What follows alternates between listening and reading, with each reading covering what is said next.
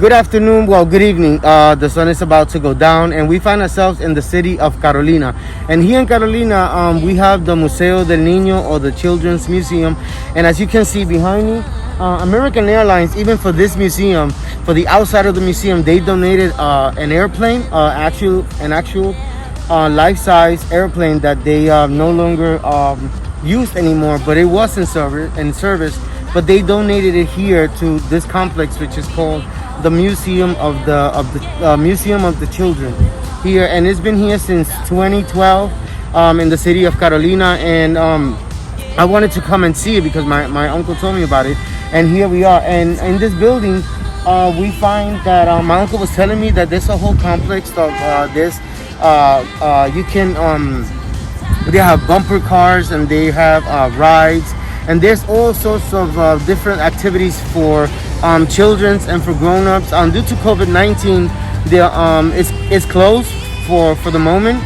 But I just wanted to make one of the pit stops here in Puerto Rico and wanted to show you the Children's Museum here in the city of Carolina, which has been open since, my uncle says, since 2012. And this is the big sign where when you come driving here in Carolina. It has it all on three sides, and it just says the Museum of the Children's, or the Children's Museum, if you want to say it that way, and it's here in Carolina. I believe that for the airplane, you have to, you pay, there's a $5 fee, and you can actually go inside the airplane and just look around and bring your kids, so that they can have an experience of what it is like boarding a plane outside of the airport. And that's one of the pit stops that I wanted to bring you today here on Kelly Adventures D, where we bring adventures for you. And even though Danny, which is